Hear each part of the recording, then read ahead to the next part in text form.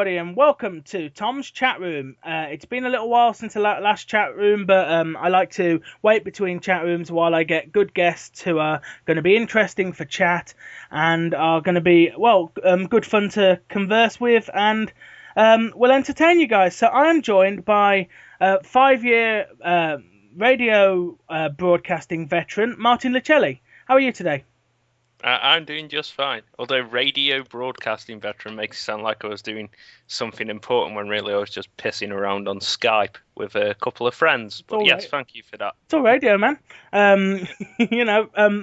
Modern radio. I mean, the days are very much, at least in my opinion, numbered for what some would call traditional radio, which is, two blokes from London in suit and ties in a building in Golden Square. Those days genuinely I think are numbered, and the days of over the airwaves radio are definitely on the way, and will eventually, I think, become the main source of radio in the world, to be honest. It certainly has a chance. It'll make things a lot easier if people from different countries can have shows together and just air on one network. But obviously, the radio's still always going to be around. But yeah, I agree. Actually, running out of one single studio in one particular area is probably going to die out soon. But still, I was pissing around with my friends.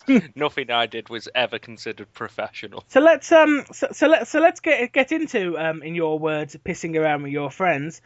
You are better known for your time as the one of the hosts of Dropkick Radio, the UK-based wrestling radio program that ended. It was last year. It was late last year, wasn't it? We actually ended this year. Oh, it's early this year. Yeah, we started to end last year, and then I did a couple of extra months with James Buchanan, just to round it up so we finished the 5 years, because it seemed a shame to end just short of 5. Former chat room guest James Buchanan, who gave me one of the toughest chat rooms to edit. One of the largest. I have that experience with him as well. It was hard to edit the shows with James, mainly because he was so boring. I love James, but sometimes I had to edit out stuff because he just talked and I didn't know what was going on. So I like James really. So before we get on to your time at DKR with James, let's jump in the time machine and go back to the early days of Dropkick Radio, the show that as far as I can remember going back, you started with Jeremy Graves. Yeah, I actually started it. Well, the way it went was me, Angelina, we went to a show when ROH came to the UK, and we saw this giant in a car park. We recognise him from other shows that we'd been to, and we went and talked to him. And Jeremy is just the nicest guy in the world. Oh, yeah. There's no way you could ever think Jeremy is a bad person. This was the first time we'd properly spoken to him. And he was like, "Oh, where are you guys staying?" And we were like, "Oh, we're at a hotel. It's up the road, and we don't drive." So we're like, "We've just got to get a taxi down here. It cost us about £6." And he's like, "Oh, I'll give you a lift home." So he took us to and from the hotel and picked us up the next day as well, and then took us to the train station after on the following day when we needed to go home. He took us there. And it's like during this time we were talking to him, and he explained that he used to do a little bit of wrestling radio with the Squared Circle, I think it was called. Yeah. And he said he wanted to get out on his own and do something, and me and Angelina said we'd like to do something as well. It sort of grew from there, really, and the three of us put together this little plan, got some stuff started, did a couple of test shows. There was a company at the time called 1PW who had their own fan cast, which was basically just fans who were making up this little radio show that had about 3 or 4 listeners at the very most. One of the guys off there, called Graham Barry, he decided he wanted to get working with Dropkick Radio as well. I think there was Nicholas Mills working at one point early on as well. And to begin with, we had a team of about 5 of us, and it was too much. Slowly, Angelina backed out, and then Graham was involved a little bit more, and it was mainly me, Graham, and Jeremy. Then I had a house fire, so I didn't do the shows for a bit. Graham took over more. Nicholas Mills came in. Then Graham went for some reason, leaving it with me, Jeremy, and Nicholas. Nicholas always had a massive stick up his arse. I don't know why. He was just one of the most miserable people in the world. He constantly thought I was picking on him, even though I wasn't. I did pick on him sometimes because he deserved it, because he's a bit of a twat. From a listener But perspective, I never picked up on that. I mean, I did used to pick up on you and Nick sort of going back and forth, but I genuinely thought that was sort of, you guys saying before you started recording, okay, we'll have a bit of back and forth today, and we'll, I'll be a bit of a tool to you, and you can come back at me as hard as you want, sort of thing. Was that no, legit then? yeah, Wow. basically. I mean, I never did anything serious to Nick that I ever felt was really bad. Like, if he said something that I thought was stupid, I would tell him that I thought it was stupid. And it used to annoy me because the guy never ever watched the shows. I mean, his job on that show was to watch Raw, watch SmackDown, watch Impact, come and give us his opinions. And we'd get on there and we'd be like, right, is everyone ready? We're all going to record this. And Nick would go, oh, yeah, guys, sorry, I didn't watch Raw or SmackDown this week, and I watched a recap of Impact on the internet. It's like, that's no good, because he isn't doing what he's meant to be doing. Yeah. And he did this constantly. And I used to get annoyed at him, so I'd call him stupid on air. I'd mock his opinions. And yeah, he used to get quite angry about this and feel like I was picking on him. But it was only when he didn't actually do his work. And then Jeremy said to me one day, I think Nick's really boring. He flat out said those words. I think Nick is boring and he doesn't watch the shows, and I don't know how to tell him that he's getting annoying and he just doesn't work on the show. I guess just tell him that you want to streamline it and just have the two of us so we can record the shows live. Because with Nick, we always had the problem that he never committed to a time, so we had to work around him. So we said we were going to go live. We needed commitment. He couldn't do it, so it was just going to be the two of us. And for some reason, Nick took that to mean that I'd told him that he isn't allowed on the show anymore, and he took it personally for ages that it was my fault that he wasn't on Rocket Radio anymore, and never spoke to me again. He just constantly got angry at me instead. And Jeremy never ever apologized or never ever took responsibility. So me and Nick don't speak anymore, and that's the reason why. And because he's a tool. So sort of, I mean, you obviously to give the listeners an idea of, because you mentioned Jeremy being the nicest person ever. This is the guy who had a kidney stone and worried about doing the show rather than his own health.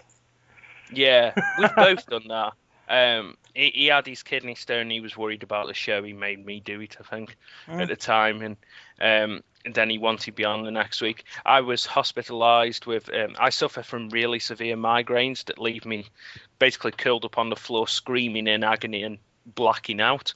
I had to go into hospital for CT scans and all sorts of work. I had a lumbar removal, and I got myself signed out of hospital. I left to make sure that I could get home in time. At 1 a.m. in the morning, I discharged myself so I could get home in time and watch Raw, so that on Wednesday night I could record Rocket Radio, because at the time we were doing them on a Wednesday, and I didn't want to miss it even though I was in agony. So basically Angie went and brought some alcohol, and we just got drunk and messed around on that show so that I wasn't in massive agony while we were talking. But yeah, me and Jeremy have both done it. There's been a lot of times where we've put the show before either personal health or personal matters, probably to the detriment of our lives in many ways. I'm sure there's been times when I should have done more important stuff than the show, and same goes for Jeremy, but we always did it just because we enjoyed it, more because we were messing around with each other than anything. But it was still always enjoyable to do the show. I mean, I know from actually being a listener, that does actually make us as listeners feel cared about, that you guys are willing to actually sort of, push yourselves beyond what most people would say is appropriate. I mean, in terms of, like, you guys don't get paid for this stuff, you guys didn't get paid for this stuff, and yet you did this stuff out of the goodness of your hearts to entertain your viewership, and that definitely showed. Yeah, I mean, we had to pay for servers, we had to pay Mm. for websites, we had to pay for travel to shows and stuff when we were covering some of the UK shows. The only thing we ever got free was we got competition prizes from Silvervision, and a couple of times we got tickets to UK shows. But for the majority, every single thing that we did that would cost money, we had to pay for. There was no sponsorship there. And whilst a load of other UK shows did come around, and there's still some running now, all of those focused on getting sponsorship, making money off it. And whilst me and Jeremy really loved doing it and would have loved it if he could have gone professional and done something much bigger with it, we never went out to do it. We never hunted down someone to sponsor us. We never tried to go onto FM radio or local radio in any way. We just thought we'll just do it on the internet, no advertising, and just see what happens. And we were always quite amazed that we never once advertised our show. We didn't post it anywhere other than Dropkick Radio. The only way it ever worked is if one of our listeners told someone about it. And for our first few shows, we were getting about 8 to 12 listeners, hardly anyone at all. And these were just people who we knew were our friends. And then we started getting a couple of other people, and then all of a sudden we were getting listeners in Europe, and then we were getting some from America, Canada. Then we started getting Japanese listeners, Chinese listeners, some people from Brazil, and it was just all of a sudden it was being listened to all around the world. And I mean, we never got massive numbers. We were looking at about 8,000 hits a month at the very most, and each week we'd get about 2,000 hits, which would mean that it sounds like quite a bit, but that was only about 800 to 900 listeners per show, but people would go into the back catalogue. And but it was still impressive to be seeing 2,000 individual hits from around the world listening to a show, which was, like I say, for the most part, it was just two people pissing about. We didn't really have any idea as to doing it professionally. It was just something we wanted to do as a hobby. I remember. I vividly remember where I came from in terms of listening to your show. It would have been around about 2007, maybe 2008, to be honest. When I got my first iPod, a cheap little iPod Shuffle, and discovered iTunes, and literally just started searching for things that I was interested in. So, like, wrestling, this sort of the out of the other, and one popped up, which was the Dropkick. I think I saw it and thought, oh, Dropkick show. What's this then? Is this sounds like it might be about something that I could get into, and obviously, I pretty much stayed till the end. But yeah, I definitely enjoyed what you guys used to do, and was quite sad when the show had to go. But you made good reasons as to why. So couldn't sort of go against them really. No, you'd have been hard pressed to as well, because if you told me not to stop the show, what are you going to do about it? Yeah, exactly. So in all the time, I mean, one of the things that I think is pretty humorous about what you guys used to do is those interviews with Alex Shane. Let's talk about some highlights of DKR rather than just those interviews, because you could do a whole show on those interviews. Did you listen to the final DKR show where I had Jeremy as a guest? Yes, I did. So my massive reveal that I gave to Jeremy, my big secret that I'd held in for 4 years. That you ran off, didn't you? Yeah. Basically, what had gone on is TNA were coming to the UK. They were going to be working in Sheffield, I think it was at the time. And I got in touch with Alex Shane because he was helping promote it. And I said to Alex Shane, look, we're a small radio show. I told him how many listeners we got at the time. There was like 200 UK listeners we got at the very most. And I said to him, look, we've got this amount of listeners. Do you think we might be able to get some of your cheapest tickets for this show so we can come and watch the show and review it? Or, as a different thing, maybe give us a couple of tickets and we'll put them up as a competition prize. And Alex Shane was really, really nice. I cannot fault how nice Alex Shane was and how professional he was. He was a great guy. And he got in touch and he was like, yeah, this is absolutely no problem. There was another show going on at the time that was going to be in Sheffield. Me and Jeremy met up. We went to see Alex Shane. We met him in a bar. He gave us his number, gave us some contact information, and said, get back in touch close to the TNA show and I'll sort some stuff out for you. Lo and behold, he it actually came through. We thought this was going to be something we'd chase up and it'd never happen. But he gave us 4 front row seats. This was for me, Jeremy, Angie, and our friend Aidan. And he gave us 4 passes to this meet and greet as well. So we were like, this is absolutely brilliant. We got to the show. The 4 front row seats, they'd sold out of front row seats. So instead, he put 4 seats in a walkway, which meant people had to move us to get past him. He just put 4 seats there and we had to sit there. We were actually further away from the ring than we would have been if we were like 3rd row. It was just unrestricted view, but it was still quite far away. And everyone who got up when the wrestlers came out, there was about 100 people in front of us, which eventually led to Jeremy shouting, "Sit down!" in a really booming giant voice. Everyone terrified just fled. It was amazing. It's like Moses parting the ocean. They just all ran away. Anyway, so this is like our experience, and the meet and greet was terrible. It was a case of you go in, sign a piece of paper, you get pushed off to the next person. There was no chance to talk to anyone. And we left with an experience that was like, it was a decent show, but it could have been a little bit better. He gets in touch with us about a week later and said, look, I want to do an interview with you. I want to talk about TNA coming over, and I want to talk about what I'm doing on the UK scene. Jeremy says, no problem. Jeremy was always up for interviews. At the time, we didn't get many massive international names, so Alex Shane was a good name to get on the show. Jeremy phones him up. I'm on the phone at the time. This was just to arrange the interview. It should have been, are you okay to do an interview on Tuesday at 7 o'clock or something? This turned into a 45-minute conversation of just repeating, yes, Tuesday at 7:30 is absolutely fine. It was the longest conversation ever just to arrange a certain date and time. This day comes, I've got friends in the house. I apologise, I've got to go upstairs, got to interview Alex Shane. Go upstairs, get on with Jeremy. We start talking to Alex Shane. Before the interview starts, we talk to him for about half an hour.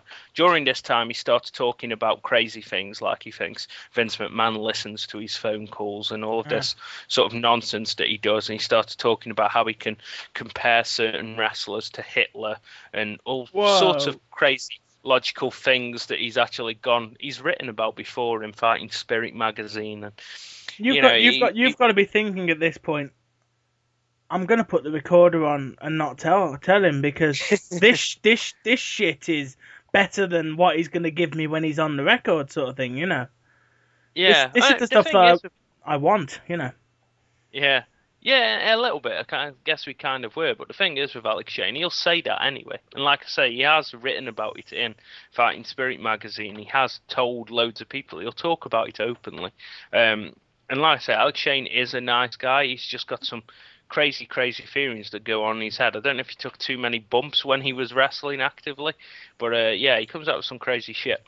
Anyway, we start the interview, and Jeremy asks our opening question. I timed the interview. The interview should have been 45 minutes long. The first question should have had an answer that was no more than about 3 to 4 minutes. He goes off on a tangent. It takes about half an hour to 40 minutes for the first question, at which point I think, I'm not putting up with this. I've got friends downstairs. I can't handle this. So I just write to Jeremy, having problems with my internet. I'm just going to reboot and see if it fixes it. I turn off my computer, never bother to reboot, and come downstairs to hang out with my friends. I never managed to sit through the Alex Shane interview after that. I'm sure there's some great stuff on there, and it's really rude of me not to have sat through it, and I completely understand it. But I could not deal with how long it was taking him to answer all of these questions and do everything. I feel really bad for Jeremy for making him listen to it on his own. I couldn't do it. There's other people who we've had great interviews with, like Matt Cross, who we planned a 10-minute interview with him, and it went an hour and 15 minutes. But I was interested all the way through. It was constantly interesting what he was telling me, and it never ever seemed like bullshit. But with Alex Shane, everything was just hyperbole all the time, and it just completely wound me up. So I couldn't deal with it, and I left. The thing with the thing I see with Alex Shane is he's a damn good PR man, but sometimes that's not what you want for an interview. You want the person rather than the promoter, sort of thing. You know, you want sort of You want to know what Alex Shane thinks, but you don't sort of want Alex. It's difficult because that's actually his name, isn't it? You sort of want the man behind the mask almost to talk to you, rather than the guy who's thinking, I've got to promote this show because I've got this much stake in it, sort of thing. If that makes any sense. Yeah, I get what you mean. So sort of in terms of those of Dropkick Radio in general, have you got any sort of highlights of the time of doing the show and best bits sort of? God, there's tons, but it's really hard to remember them off the top of my head for some reason, which is annoying. Like over the years, there's just been loads of stuff that's happened that wouldn't have happened if we hadn't done the show.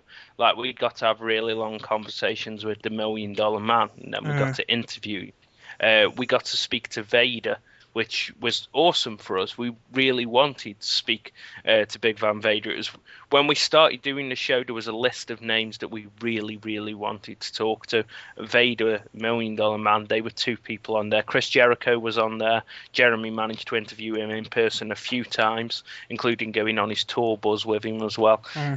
So all of these were great moments. My favourite thing was that I really wanted to interview Macho Man. And I very, very nearly got the chance. I was sorting it out with THQ to interview Macho Man. This was ahead of the WWE All Stars release. Was that when he popped up on that video? Yeah, and I'd been in touch with him, and he said we might be able to get something. And he said, good news, things are moving forward. We might be able to get it. And then, unfortunately, he passed away. Yeah. So I mean, he would have come back to WWE, I think. Oh, yeah, I think he probably would have done sooner or later. Much like the Ultimate Warrior will probably end up back there somehow now that he's working on WK4. Oh, yeah. WWE. Hate to say it, but Vince McMahon did post on Twitter, I'm pleased to welcome back to the WWE the Ultimate Warrior. Now, I don't know whether that's actually Vince McMahon tweeting or whether that's somebody tweeting as Vince McMahon, but... There is one approved account of Vince McMahon, and that approved one is supposedly meant to really be him. But yeah, they've talked about him online now. They've put him in the game. They've welcomed him back on the internet, and I wouldn't be surprised if he ends up in the Hall of Fame this year or next. For sure. So in terms of, we will talk about general wrestling a little bit later. So in terms of obviously Dropkick DKR, were there any interviews that you did that you sort of any interviews that you guys recorded that the listeners won't have heard? Things that you recorded and thought, do you know what? That's not even good enough to go out, sort of thing. Did that ever happen? There was one, and I can't even remember his name. That says it all, then, doesn't it? Yeah, it was after Hulk Hogan's Celebrity Wrestling. I can't remember his name. He was the guy who used to be on Different Strokes, I think it was. Gary Coleman? And, no, it wasn't him. It was his brother or something. I can't remember his name. But his agent had got in touch with us to interview him. And every time he arranged the interview, we phoned up to interview him, and he didn't answer his phone, ever. Yeah. And then eventually we were like, we're sick of this, just sort something out for us. And they were like, okay, we'll get him to call you. And we waited an hour, and he never called us. Eventually we got a different interview. I can't remember who it was that we got instead, that they sorted out for us, which we were grateful for, because this was actually a proper wrestler who we cared about.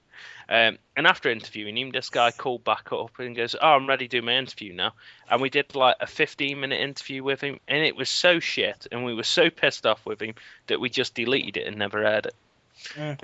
It was really, really terrible, and he'd messed us around so much we didn't care at that point. So that's one thing with non-wrestlers for interviews. If it's somebody who, if it's something like Hulk Hogan's Celebrity Championship Wrestling or whatever, the thing with that sort of stuff is, fair chance a lot of those celebrities are doing that because it's a reality TV show attached to the Hulk Hogan name. They're not doing it because they're wrestling fans half the time, and that can't make for a very entertaining person, because you can't really talk to them about wrestling because, like, well, I don't watch wrestling. I'm doing this show because they've offered me so many dollars, and I can imagine he was one of those people who did the show because I haven't done anything in a while. I could do with people knowing who I am. Yeah, it was Todd Bridges, by the way. Oh, okay. Todd Bridges was the That, one who that, came second to Dennis Rodman. yeah, I mean, Dennis Rodman's would be a different matter because Dennis Rodman had been involved in different wrestling companies in the past. So wasn't he? Didn't he go into WCW at one point? Yeah, he was in WCW I'm and he sure had a he's in. match against the mailman Carl Malone, who, for anyone who followed basketball at the time, would have known Dennis Rodman played for Chicago Bulls. Carl Malone played for the Utah Jazz. They just had a series in the NBA Finals. In this match, Dennis Rodman fell asleep leaning on the turnbuckle because he was Really? knackered from drinking. Oh Yeah, my god. I didn't know that, but I mean, I was a late '90s WWF guy, so I still haven't really experienced a lot of WCW at that point. you're doing yourself a disservice. Everyone should check out WCW. Just from like 97 onwards, watch the first hour of WCW and some of the second hour, and you get great stuff. Just don't bother with the main event, 'cause the main event's where all the old guys hung out. Yeah. So just watch the first hour and a half, and the second hour and a half you can ignore, which was what was brilliant about WCW, which no one ever gives them credit for. They actually paced it. You'd have your cruiserweights and mid-card would take up the first hour and most of the second hour, and then your main event and old guys, the guys who were there to draw people in, would all be on the final hour and a half. So if you only bothered to watch the first hour and a half, you normally saw your great stuff with Eddie Guerrero and Rey Mysterio and everyone else. And obviously, if you wanted to see your main event guys, if you were one of those people who just wanted to pop in and see what Hulk Hogan was doing this week and what Kevin Nash had booked himself to do, you could turn up in the last hour, sort of thing. Yep. So I mean, we've sort of segued onto wrestling, so let's segue. Let's sort of go into the current wrestling product, I suppose. Do you still check it out Do you still check it out as regularly as you did?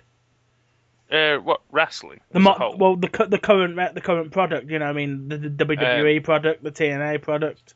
Yeah, I still watch wrestling all the time. Still watch Raw. I don't watch SmackDown quite as much, not because I don't enjoy SmackDown. Indeed, when I watch it, I absolutely love SmackDown. It's just, I don't know, something about the fact that it's not live. It's still, I don't get as excited for it. I feel like I can miss it and it won't be a big deal. That's mainly due to how WWE put SmackDown out. If you watch Raw, you never get a SmackDown recap, whereas if you watch SmackDown, you'll get 20 minutes of Raw recaps. So I it's think like that this could be show about to change. isn't important. I hope it is. I think it could be about to change because from what I've read, the recent placement of Vicky Guerrero as the SmackDown general manager, I think that was last week, is to encourage people to watch SmackDown as well as Raw. Yeah, due to low viewing figures, but I don't know if it's going to happen. It's been a situation that's been going on for so long, it's never going to really work. But yeah, like I said, Raw, I still watch all the time. SmackDown, I watch most of the time. Pay-per-views, I always watch from WWE. TNA, to be honest, since I realised I don't have to watch them because I'm not doing the show, never been happier because now I don't have to bother. If it is on, I will watch it. Like at night, if I'm flicking through and that's on, there's nothing else on, I'll happily sit through it. But there's so much stuff that goes on that show that I just don't care about. There's just so much nonsense. Like Rampage Jackson coming into TNA. Yeah. That could have been a huge thing. That could have been absolutely massive. But then he comes in, he's joined the main event mafia, and I think it was not this show that's just been on in America this Sunday in England, but last week's show where we had Chris Sabin winning the World Heavyweight title off Bully Ray. The main event mafia attacked Aces and Eights, and when they attacked Aces and Eights, we had Rampage Jackson throwing punches. But his punches, obviously he's scared of really hurting someone because he's a legitimate fighter, as he would say. And he throws a punch and then noticeably goes in super slow motion just as he gets to him. But their opponents sell it like they've just been hit with a lead bat. Now, when Hulk Hogan or someone punches them, they look like they're properly throwing the punches in because they've been doing it for years and know how to throw a fake punch. And the wrestlers don't sell it as much. And it just makes it look completely ridiculous. I mean, granted, he was paired with, wasn't it, either young Bischoff or young or young Briscoe. He was paired with one of them, Yeah, it wasn't was he? Briscoe he was fighting. So it's not like he's in there with a veteran, you know. I Yeah, mean, I mean, yeah, he was beating up on a younger guy who hasn't quite made their place yet, so it's okay for them to look a bit ridiculous getting mm, beaten up by him. It's just awkward, and I can see it getting worse unless they do something to accommodate him, like him having a match with Kurt Angle, as obvious as it would have been for him to fight Kurt Angle. At least it would have given a chance for them to do something where they could do proper amateur wrestling or something, but him in the ring doing brawling doesn't work when we know how he should fight from watching him in UFC I've got and my then see doubts how he still. fights here. I've got my doubts. I've got my doubts he'll ever have a match in TNA. Honestly. He probably won't. He's working Bellator, isn't he? The Mm, same thing that King Mo was doing. So he probably won't have a match in TNA for risk of being injured before he goes to yeah. Bellator. So Bellator will want that investment protected. And I mean, there's also the thing that TNA comes out and says, "Oh, this is amazing. We've got Rampage Jackson." Yes, you know, Rampage Jackson. He's like a big star, and he is a big star. You know, I mean, he's not like Brock Lesnar level when Lesnar was the UFC champion, but he is still a star. You know, Rampage Jackson is a movie star. You know, he's Mr. T in the A Team the other year. But like, and then didn't he come out and do an interview and say, "Well, I don't want to go into full time wrestling until my fighting career's over." Yeah, Well, that's 5 years down the line, I think. Approximately. That's potentially 5 years down the line, depending how many people knock him out in that time. You know, he could be done in 2 fights. He could have 10 fights. You know, yeah, it's it could hard to take tell quite with a while. UFC. It's hard to tell with MMA more so. You know. But let's sort of. I mean, while we're on the main wrestling product, obviously, the big sort of main event of SummerSlam is going to be John Cena defending the WWE Championship against Daniel Bryan. Um, I expect you're pretty excited for this. I'm excited for the chance Daniel Bryan getting a chance to showcase himself. Working against Cena is always going to be hard. No matter who works against Cena, there's always a good chance that you're just going to get shafted and made to look weak. Right. But this should be fine. I mean, everyone slags off John Cena, and everyone moans that John Cena ends loads of shows, but you can never watch the end of a pay-per-view where John Cena's in the main event and think, God, that match was really, really boring. Yeah. Because more often than not, he's fighting guys like Punk, Daniel Bryan, other people who know how to work with him and who he works really hard with to try and send the fans home happy. As annoying as he can be cutting promos and as dull as he can be on Raw, a pay-per-view he really pulls it out, and I think he will do with D-Bry. So I'm really looking forward to it. The only thing I'm not looking forward to is the fact that I can't help but think that in the remaining build-up to SummerSlam and after SummerSlam, it's going to be all John Cena talking about how, oh, well, I gave Daniel Bryan the chance. Without me, he wouldn't have gotten a chance to Yeah. do it. Which obviously isn't the John Cena doing it. It's going to be the booking team doing it, but it's still going to come off like this guy at the top of the card wants all the credit for someone else who got himself over. And let's not forget, is a former world champion anyway. But they don't seem to care about that. They're just like, oh, you haven't been given a chance to shine. When actually, yes, he has. He's already been world champion, and it's just now he's even more over and deserves to be elevated as he has been.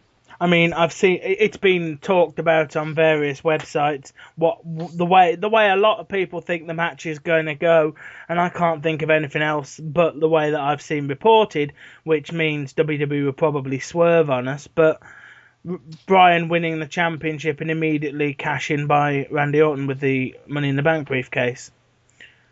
At least that will get Orton over as a heel. Yeah, I don't really know if Orton needs to be a heel. I'd like Orton to be a heel. He works better as a heel. But I don't know if that'd do a lot for Orton, and I certainly don't think it'd help Daniel Bryan any.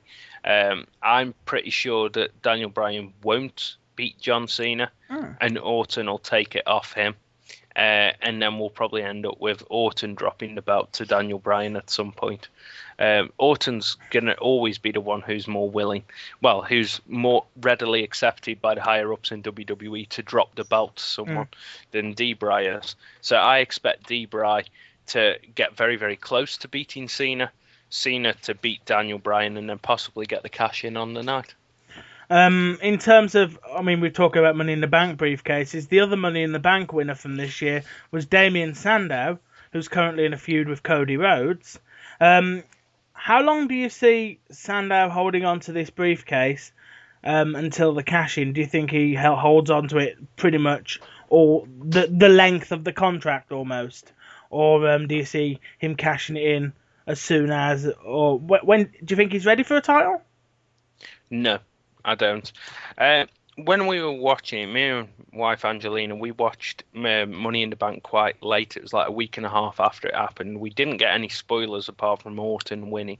But other than that, we'd managed to avoid spoilers. And we were thinking for a whole week and a half afterwards, who could possibly win? And I was thinking, well, it'd have to be one of Cesaro and Jack Swagger, or it'd be Sandow or Cody Rhodes, and it was going to lead to the breakup of one of those teams. They would have people who I could only see winning, because no one in that match, to me, seemed to be a good candidate for a chance at a title, except maybe Cesaro. No one else seemed ready to me, because I still don't think Cody Rhodes is ready. Cody Rhodes has got all the talent in the world. He's great and he's good on the mic, but I don't believe he's accepted enough by the crowd at the time of that match. Now, when that match happened, obviously Cody Rhodes went into "let me show you what I've got" mode, and everyone just took to him, and everyone thinks he's amazing now. And now he is ready to start chasing a title if Damien Sandow holds that title. But I think what instead they're going to do is Cody Rhodes and Damien Sandow are going to feud over the Money in the Bank case, which will then help build both men up, so that whoever's got the case at the end of it is in a position where they look like they're ready to take the title, because they're going to make that like a secondary step up for it. Because to me, no one in that match, as I said, other than possibly Cesaro, looked ready for a title. Even Jack Swagger, who's had it before, he's just been abysmal since he came back. You don't think Ambrose? No, I don't think Ambrose is ready for the world title. Ambrose is fine with the US title. It'd have been too much if they had the world title. I already think WWE is struggling with the fact that they've got 3 belts between all 3 of them in the Shield, because they've got to defend the belts all the time to make sure that they don't go over the 30-day rule stuff. Yeah, for sure. So an extra title would have made it worse. So yeah, I don't honestly think that anyone deserved it more than Cesaro. But yeah, Sandow winning was a pleasant surprise. Hopefully it will lead to a feud with Cody over the briefcase to help elevate them both. But yeah, it was a hard one to call, especially since everyone in the match was a heel, and there was currently a heel champion as well, which made me think that Dolph Ziggler surely should have won the title. Completely. So that there was a face. Yeah, a face with the belt, but I was happy that Alberto Del Rio won it, because I like Alberto, and I didn't think Dolph is quite ready for a title run yet. I suppose it's worth bringing up because you're known for your love of Alberto Del Rio. I am indeed. Ricardo Rodriguez getting popped for the wellness policy. How devastated were you? I was quite devastated, and then I heard what supposedly he was popped for fat burners, which that's ridiculous. Were prescribed. I mean, I find that ridiculous that WWE push their talent to lose weight, because I mean, he's not Big Daddy, you know. Ricardo Rodriguez is not Big Daddy Shirley Crabtree in times of build, but you know, he's got a bit of puppy fat, I suppose is the way you could call it. Yeah, he's a chubby little bastard. I mean, he's not Big Daddy V. He's not Viscera, you know. And I mean, it could probably do with maybe muscling up just a little, you know. And he goes to try and do that. He gets some prescribed drugs, and then WWE takes his income away from him, which I think is a bit harsh. I mean, obviously, I'm completely with the wellness policy. If it's like, well, I'm going to stop you because I've just seen you sniffing 2 grams of coke and smoking a bong. You know, I'm going to stop you for that because I don't like you doing that. You know, or I don't like the fact that you're taking amphetamines before your match. But something like what Ricardo got done for, I'm not with that. I'm not with that. You know. The wellness policy has its good suspensions, you know, like RVD and Sabu, and its bad ones, you know. Yeah, it's like Jack Swagger, for example, Yeah. got done for smoking pot whilst driving. Now, on the wellness thing, smoking pot isn't a suspension. It's $1,000 fine or something. For your second one, it's a $5,000 fine. He got caught, even though he brought bad publicity to the company And could have and killed continued somebody to do even. so. Yeah, he continued to bring bad publicity as his trial was dragged out. No suspension. And in fact, he even got title matches during the time that he should have been suspended and everything. He just carried on as normal. So to pop someone for using a drug as a fat burner drug, that is a bit of a pain in the arse. I mean, it wasn't going to improve his athletic performance any, but it is stuff that, because of what's contained within it. I'm not sure of the drugs exactly, but what's contained within the actual fat burner, a couple of things popped up and they're on the banned substances list, so off he has to go. I'm glad that they followed procedure, but it just seems shitty. Having said that, he was meant to have been prescribed it. If he can prove that he had a prescription, then WWE don't suspend, as was the case with Rey Mysterio. So despite the fact we've both kept saying he was prescribed fat burners, I'm guessing he was doing it with an outdated prescription and was getting him a dodgy way off the internet. Yeah.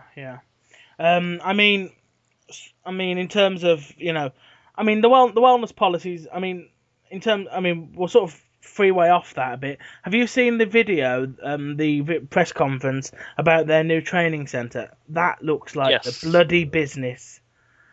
Yeah, it looks amazing. I want to work there. That looks like the business, you having done radio and stuff, and that promo suite looks amazing. Yeah, it does, with the green screen and everything.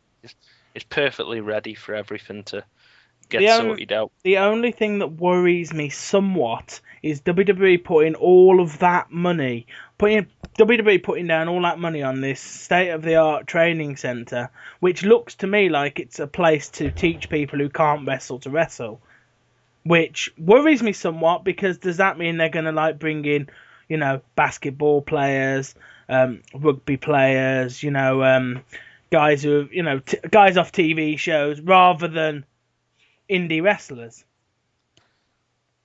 No, they'll still bring in indie wrestlers.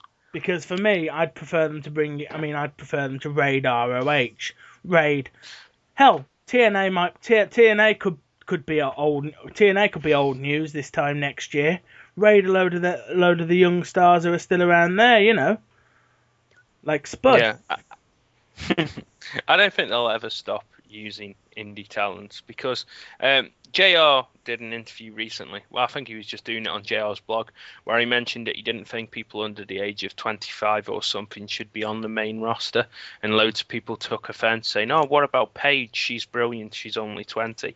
And he pointed out something very, very specific, which was Paige is probably the exception to the rule, because she's been wrestling since such a young age and in the UK travelled around the country, whereas most wrestlers who come in at the age of 20 who only wrestle for WWE aren't aware of what comes with being a wrestler in terms of travelling every single week to a new city, and then finish wrestling, go to the hotel next morning, get in your car, drive off, go to the gym, wrestle again, and constantly being on the road. That's too much for someone that young.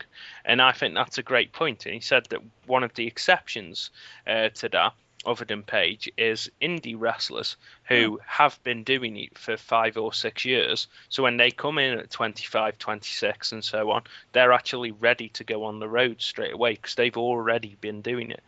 So, yeah, I think they'll use them purely for that reason. They're already trained. They already know how to handle the lifestyle. They just have to go to FCW to learn how to wrestle the WWE way. How old's Xavier Woods? Xavier Woods? Oh, God knows, like 29. I've been watching. I spent a couple of hours yesterday watching a lot of his stuff. Because I really haven't watched NXT up until recently, and I stopped after NXT stopped being the third WWE brand kind of thing, and I completely regret having not been watching it for all this time. But NXT's got a better roster than WWE in my opinion at the moment. Yeah, I'm really enjoying some of the people, Xavier Woods and his constant Power Rangers reference. I'm a nerd at heart. I can't help it. And I mean, there's a video clip that I watched. Which was him referencing Zack Taylor, and Jim Ross on commentary is just like, well, I don't know who that is. And it's really weird. But I mean, in terms of NXT, who do you think from the current NXT roster? I mean, obviously, I imagine you're going to say Paige, but who's got the brightest future? God, that's really hard because there's a load of them in NXT. Okay, I think have got a bright future. I'll rephrase it a little bit to make it slightly easier on you. If WWE phoned you up today and said, "We're bringing you into the creative team, Martyn. You can bring 2 men and 2 women from the NXT roster onto the WWE roster and book them in storylines. Who and what would you do?" Right, I'd bring up Paige and I'd bring up Emma out of the women. Yeah. Purely because Emma, I think, will get over for her goofiness, and Paige is a great wrestler. Not quite sure how I'd have her go in, other than having Paige probably feud with the Ballas, as they think they're like the top divas there, so she can just go and batter them and show them what a women's champion is rather than a divas champion. So obviously they'd have to win the belt off AJ first. In terms of the men, it's hard because I'd say Pac is probably ready for it. He's been touring for ages. He knows Adrian what he's Neville. doing. Yeah, he does a great job at everything he does, and I honestly think with Rey Mysterio almost constantly injured, Kofi Kingston's injured, there's no Shelton Benjamin, Evan Bourne is currently injured. Actually he started training again, so I'd love him to come up with Adrian Neville actually as a tag team, because high flyers generally get over better in a tag team to begin with. I'd like Adrian Neville to come up because I think he'd be ready, and him in Money in the Bank and stuff like that would be phenomenal. How is Neville for promos? How is he for promos? Never really seen him do any promos till he did a couple in NXT, but he was doing them alongside William Regal, and he's fine with his delivery. He's just got a really thick Geordie accent, so do you think hard to understand. Do you think he'd be better off with a mouthpiece though? Yeah, definitely. Who would you who would you put with him? Regal. You'd do Regal, so you'd sort of have Regal as his William Regal character, this sort of old English villain with his young British guy. Yeah, I'd still love for there to be a British faction consisting of Drew McIntyre, Wade Barrett, Sheamus, and Regal. Pac, and Regal. Not Sheamus because he's not British. He's from a different part of Ireland. I thought you were about to say something I've said so many times before. That storyline in the WWE game a few years ago. Yeah. The United Kingdom, where the UK guys won all of the titles. Yeah. I'd still like him to do that. And then lost them all to Triple H. Yes, obviously. You'd have to have a thingy in there as well if they were going to do the British team. Obviously, they couldn't have Sheamus, different part of Ireland, so they'd have to use Mason Ryan instead, which doesn't quite seem fair. The thing is, Ryan looks. I have seen Mason Ryan on some of one or two of his matches on NXT. He looks all right now. He has improved a lot in NXT. I mean, in fairness to him, he's not on the level of the others. Yeah. Something happened. Paige would have to be in the group as well. Oh yeah. Something happened straight. I mean, I tweeted about it. I was watching. I think it was Raw, and suddenly there's a match happening, and I zoned out for a second, and when I came back, I didn't know who was in the ring. I mean, I think it was a jobber match, so there was a star in the ring. It might have been Fandango, and then he was in the ring with somebody who I wasn't sure who it was. And then I listened to the commentary. It was Justin Gabriel with a ponytail. He had short hair last time I saw him. It's Justin Gabriel. I'm like, when did he get a ponytail? Where's he been? I mean, Alex Riley made a miraculous reappearance on Raw. Yeah, he's doing commentary now. I was very much behind him when they did that face turn when he turned on the Miz. I really thought it. I mean, he had that music, that theme music was great. I really thought he could be something special, and then they just dropped him.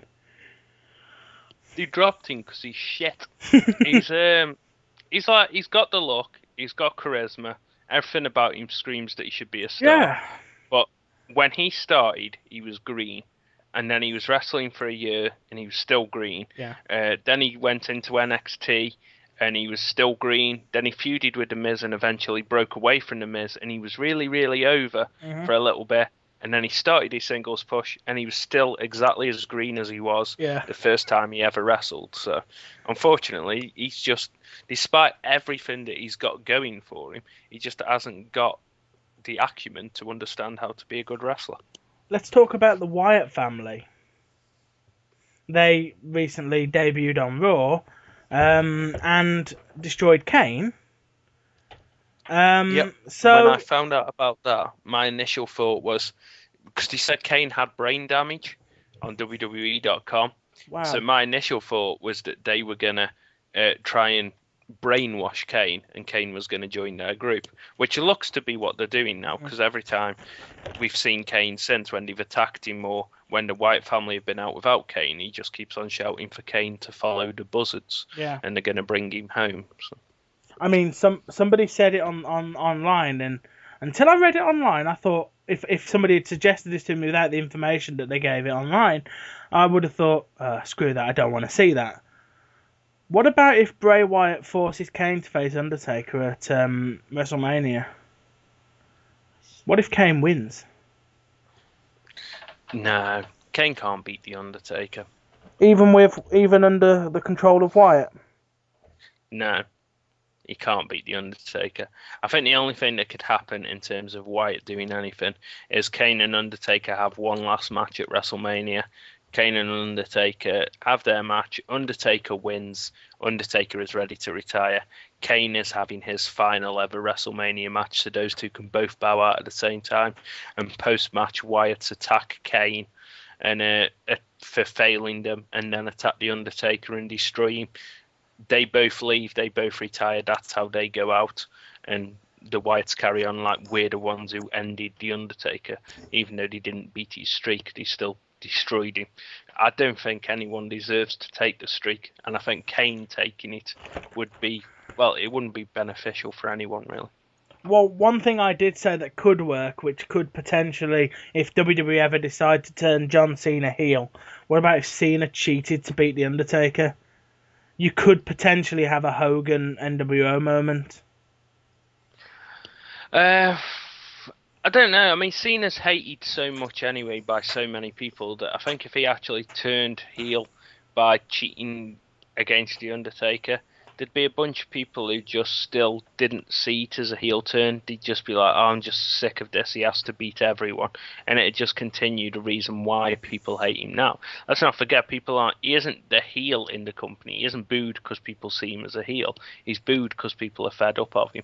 And beating The Undertaker isn't going to change that. And well, it'd be nice for WWE to have him as a heel and then get him booed. It wouldn't be the right sort of heat. It'd be like X-Pac heat, and it just wouldn't really work. Plus, of course, there's no way WWE will turn him heel when he is easily the biggest merchandising numbers they do, and turning him heel isn't going to help them in that way. It's July 2013.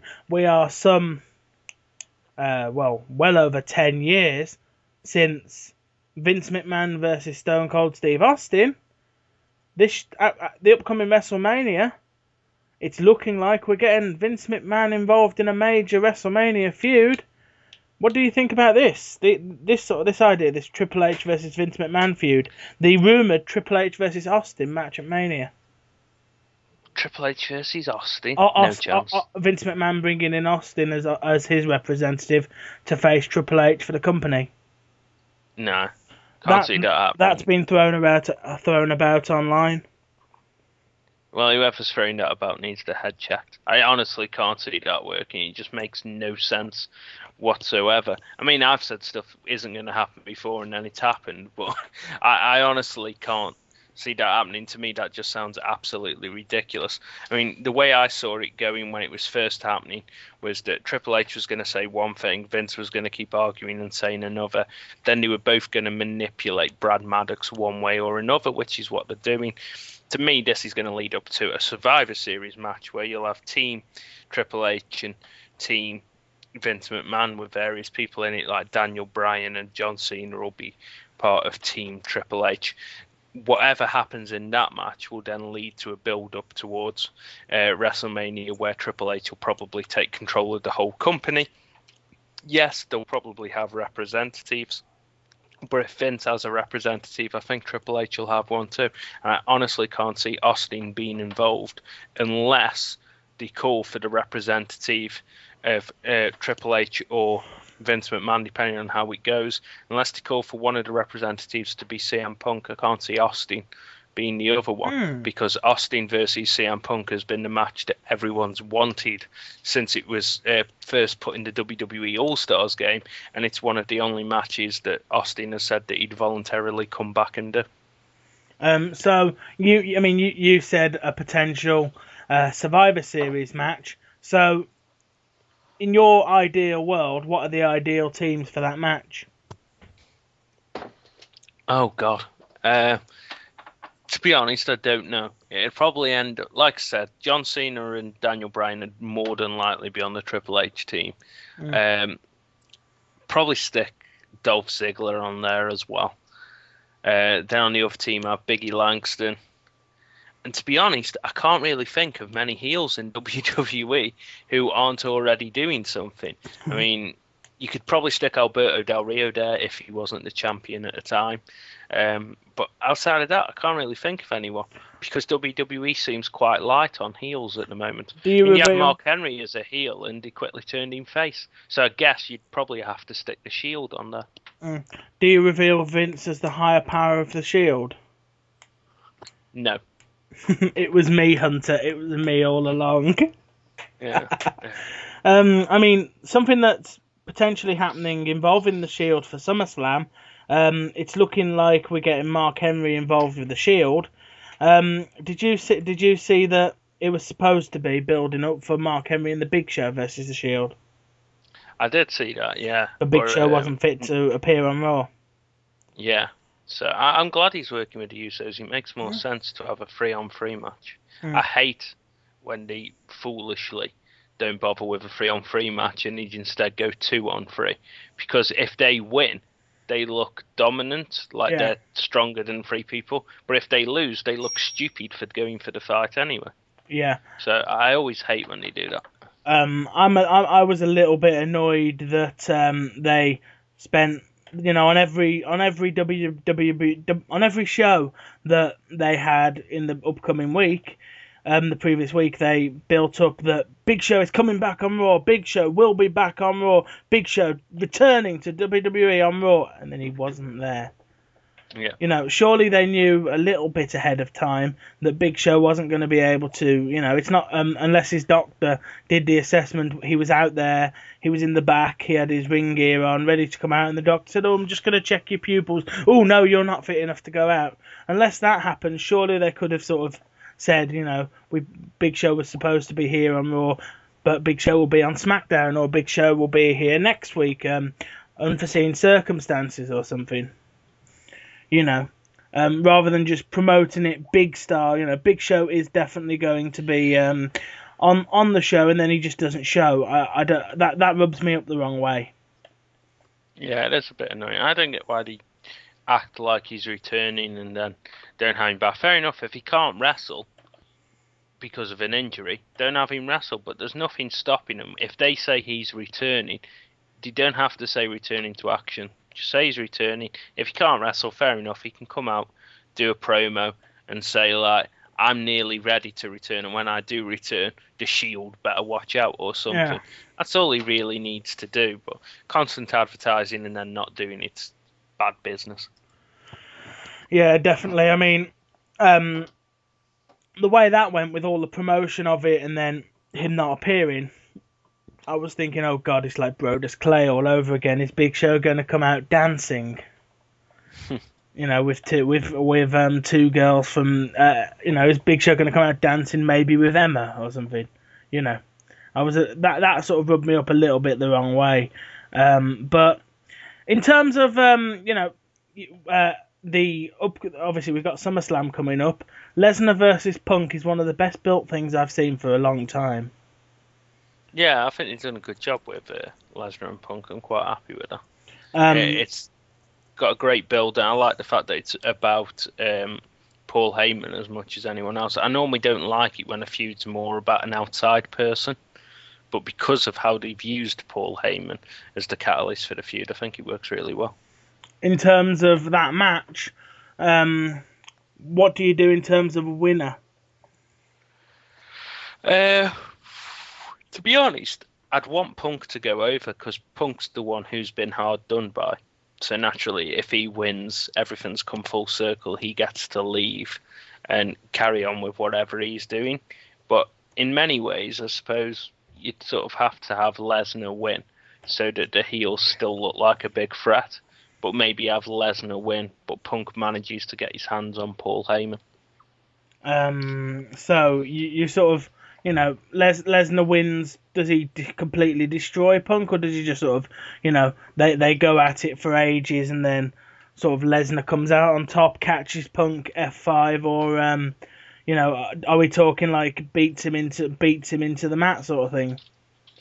Now, I'm thinking more along the lines of Punk almost manages to beat Brock Lesnar, but he doesn't do it because as he's getting ready to beat Brock Lesnar, Heyman comes into the ring or gets up on the apron. Punk takes his opportunity to beat on Paul Heyman, and as he does it, Lesnar manages to recuperate, comes around and beats the crap out of them instead. That sort of works. So let's sort of move on a little bit from wrestling, and let's sort of go to after Dropkick, after sort of because Jeremy had to leave for his own reasons, he left DKR, and then you moved. The show closed. Now you've moved on to a sort of other pastures new, I suppose. You're involved with aforementioned James Buchanan on the New Gamer Scene podcast. So how did that one come about from your perspective? That came about, and don't know how much longer it's going to be lasting, actually. That came about because James wanted to do some stuff to do with video games, and when we used to do DKR ages ago, we used to do a video game pre-show that was on for about 45 minutes, and then we stopped doing them. And James knew we used to do this. I was talking to James about the fact that I used to do this, and he's like, "Oh right, well I'm going to start working with this new company called the Gamer Scene." He got in touch with them. They said, "Yeah, it's great if you can help us out." James said, "I may as well see if I can get in touch and do anything with them as well."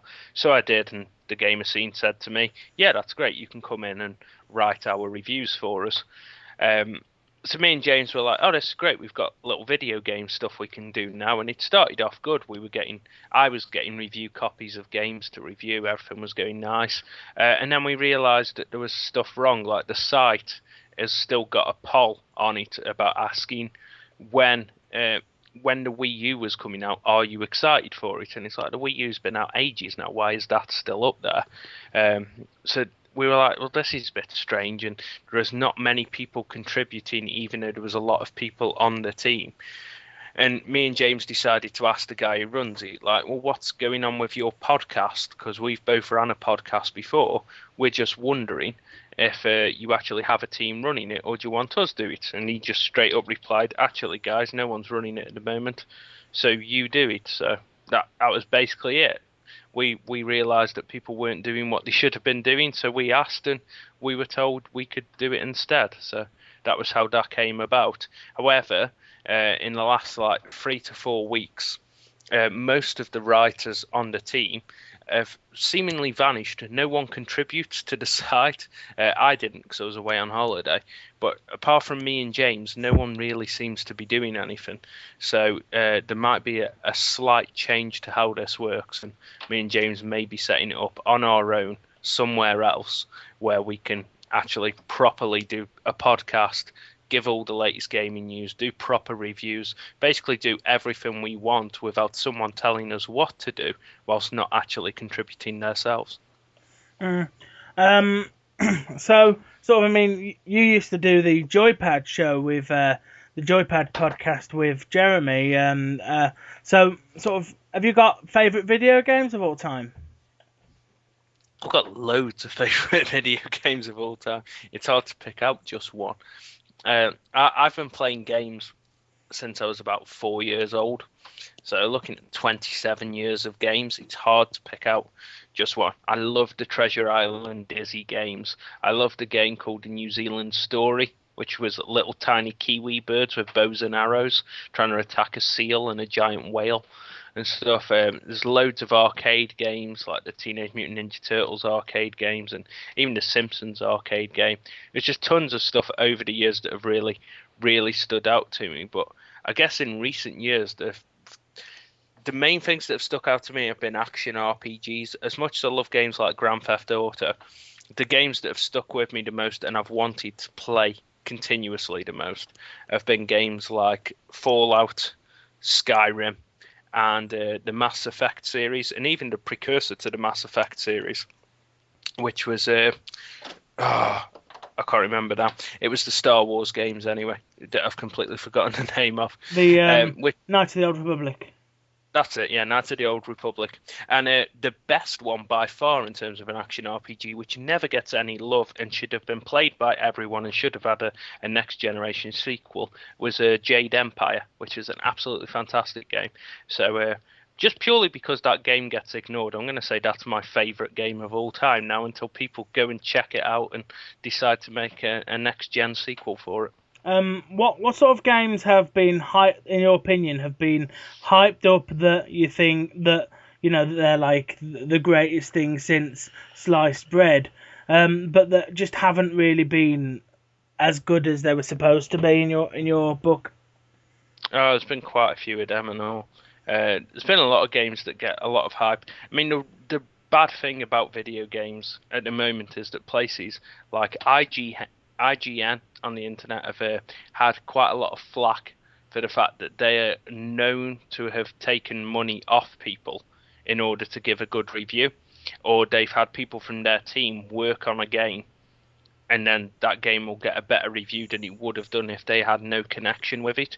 And other websites have done it before as well, where they'll get the first chance to review it. They will review it like a week before anyone else, and they'll give it a score of like 8 or 9 out of 10.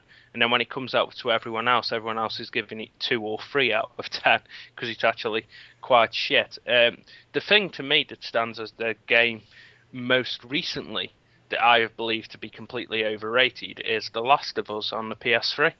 Everyone told me how amazing it was. Everyone told me how brilliant it was. And don't get me wrong, the game is good. It's got a brilliant storyline, and it's gorgeous as well. It looks really nice.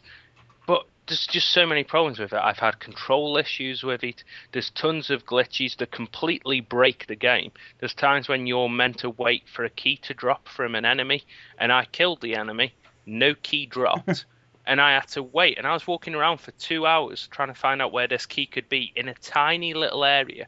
I eventually got fed up, turned it off, turned it back on, killed the guy again, key didn't drop, got annoyed, came on the internet for a solution. People said, oh, if it doesn't drop, just keep resetting the area, reloading from your checkpoint. Eventually, if you're killing without using a weapon, this will drop, and that was what I had to do, which to me is game breaking because at that point I was about ready to chuck the game in the bin and never play it again. So yeah, that to me is the game that's been overrated the most, purely because there's so many glitches and so much wrong with it that I can't enjoy playing it. Okay, I mean, obviously we've got quite a few games coming out in the rest of this year. Of the games coming out this year, what are you the most excited for, and why? Well, Grand Theft Auto 5, for obvious reasons, it's a new Grand Theft Auto, and I hope it rectifies everything that was wrong with Grand Theft Auto 4. Grand Theft Auto 4 was technically a fantastic game. To me, it was not a Grand Theft Auto. I preferred, at the time, the Saints Row games, because to me, Grand Theft Auto was always a game that was, yes, it was about murdering and crime and all this sort of nonsense that you expect, but it had comedy involved in it. There Yeah. was a bunch of nonsense that you could do, and in GTA 4 it just seemed too serious until the Ballad of Gay Tony came out, which was fantastic. It just felt like there was a lot missing. GTA 5 looks set to solve all that and basically just give us a next-gen version of San Andreas, which is fantastic, with the benefit of having a free-player team, which should be awesome. The other game I'm looking forward to as well, there's actually quite a few that are coming out, but the next game that I'm looking forward to comes out in a couple of weeks, which is Payday 2. Anyone who didn't pay Payday the Heist, it was a 4-player squad game where you basically went in and robbed banks, but it was in high detail. Like you had to go and get the passwords for the safe, then you had to get a key to the vault, and if you couldn't get the key, then you had to mount the door off the vault and blow up walls to escape. It was really, really good, and they've released a sequel which was originally going to be downloadable only, but they then changed it and have put it on a full Blu-ray disc or a 8 gig disc on the Xbox, and instead of only having 6 levels, it's now got 30 odd, which is great. So in sort of, what's your I'm very much excited for GTA. I have pre-ordered GTA. I'm also very excited for Saints Row 4. That to me could be, because I'm very into Saints Row.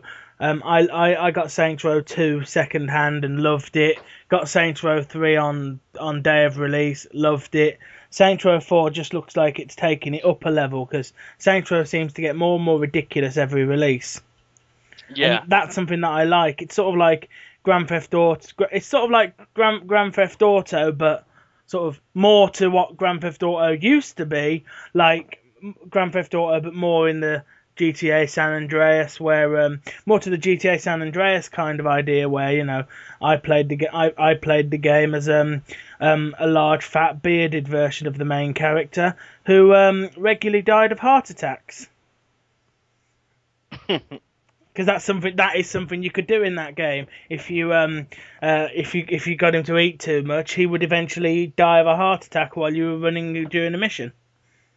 Yeah, I did love Saints Row. Like I said, the first one I really enjoyed, and it got me excited for the series, and it led to me eventually choosing that over playing GTA 4. When I had GTA 4, I was playing the Saints Row series more. The only problem I had was Saints Row 3, I felt, took place in almost the exact same area as Saints Row 2.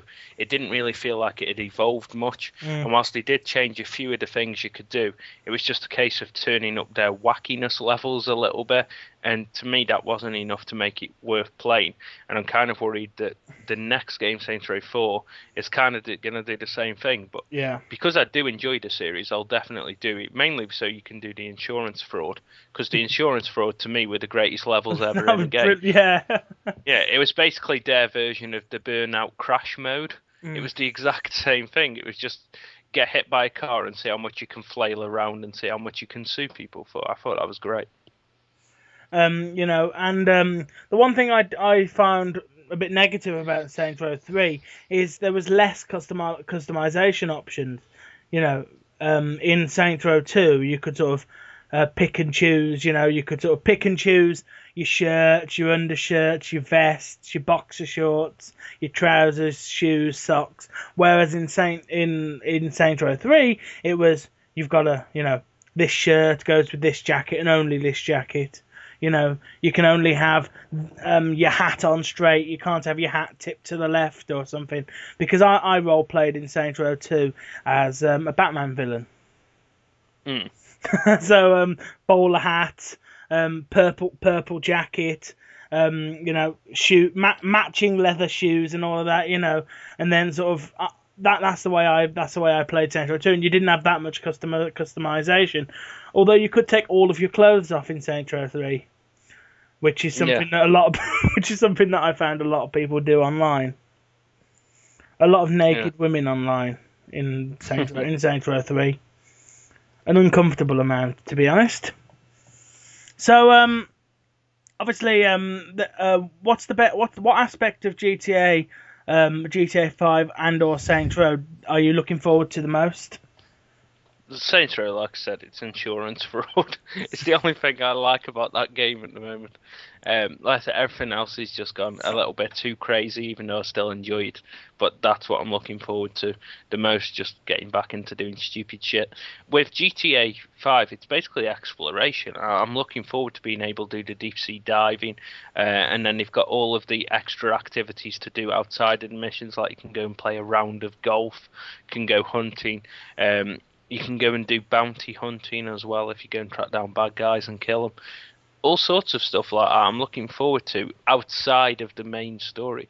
They've actually bothered this time to include so much stuff outside of the main story that it's going to keep you entertained for hours and hours without even doing your first proper level, which is great. Yeah, I'm quite concerned. I mean, I've seen a lot about the I've seen a lot about the going underwater and the sharks underwater. That worries me because I've got a pathological fear of sharks. So that's going to worry me somewhat. And it's alright, they're not going to jump out your TV and attack you, don't worry. No, but they're going to eat my character. And that I mean, one of my favorite games was ruined. It was one of my favorite games, Red Dead Redemption. I don't know what your feelings were on that game, Love it. but Yeah. cougars, cougars, those cougars killing you, Yeah. all the time. So I don't think I ever got killed by a cougar. I Shot him in the head. I was doing a mission that involved me going after a guy and hunting him down and capturing him. So I'm up in the mountains on horseback. All I hear is that row, and suddenly I'm standing up because my horse is gone. And then I hear that sound. I'm like, where the fuck's my horse gone? And then I'm suddenly row, and then I'm dead. And I never actually saw the bugger that got me. I never actually saw the thing that got me, but it bloody well did. So, would you be up for? Because I certainly would be. If they did another Red Dead Redemption. Oh yeah, they were rumored to have been making one for 2015, I think it was, but after the rumor came out, it was quickly squashed, and I don't know if it's going to be happening now. But yeah, if they did do one, I'd definitely be up for it. I love the Red Dead Redemption game. My only issue I ever had with it was there was more than one occasion where I went to do a mission, I got off my horse, I killed who I needed to kill, I turned around, my horse was gone. And as I looked over the edge of a cliff, my horse had jumped off the cliff and was just dead at the bottom of it. Yeah. And he did that to me quite a lot. Yeah. But yeah, other than that, I loved the game. I never had any issues with it. So I suppose we're rolling up towards the time when we should close. I did say we'd be an hour, and we've gone a little over. So give the viewers, listeners, whatever they feel like calling themselves, brothers, sisters, horses, dogs. Give them the information on where they can find you on various different social medias. Facebook, Twitter. This is my jam, MySpace, ChristianMingle.com. Wherever they can find you, tell them where that is. On Twitter, it's at DKR Martyn, and it's Martyn with a Y. On Facebook, it's just Martyn Licchelli, Licchelli. I will warn everyone, though, my Twitter account, because I hate Twitter, I will talk to people occasionally on it, but most of the time I just use it to enter competitions. Yeah. So you will get spammed by me entering competitions, and I don't give a shit if that annoys people because I won loads of competitions, so that's fine by me. And on Facebook, I tend to add everyone who asks me to add them, but within a week, if I don't hear off people or I don't enjoy reading their content status updates whining about their life for whatever reason, then I normally delete people because I can't be bothered. Basically, I don't like having a ton of people, so I try and limit the amount of people on my Facebook to no more than 100, and I think I'm going to have to start getting rid of people soon because I think I've just gone over that again. So thanks for joining me on the chat room. It's been it's been fun to talk to you again after a long period of not actually being in contact. So it's great to have a chat with you. And I've got to put my own plugs in, guys. You can follow me on Twitter. I'm at TomWilliams1990. Have been since the dawn of Twitter. Always will be. Do remember to like this video to let me know that you like this. Feel free to post comments about I don't know, whatever. You can tell me what the time is in whatever country you're watching the video in. You can also tell me what you think of Martyn as a guest and whether you want to hear from him again. And you can No. And you can and remember, if you want more content like this, there's only one button that you need to press, and it's that button that says subscribe. If you subscribe, you'll be able to see more of this and other content, because I upload every single day because I'm unemployed. I've got nothing better to do. So thank you guys for watching, and thank you, Martyn, for joining me on the chat room. This has been a Tom's chat room, and you are quite welcome. Thank you very much, guys, and I'll see you next time. Farewell. It's Tom here, just popping in at the end of this episode of Tom's Chat Room featuring Martyn Licchelli to let you guys know that the song that you heard at the start, which is my new introductory theme for the chat room, is known as Hero Theme, and it is provided by Kevin MacLeod of Incompetech.com. That is under Creative Commons license. So thank you guys for watching, and see you next time. Goodbye.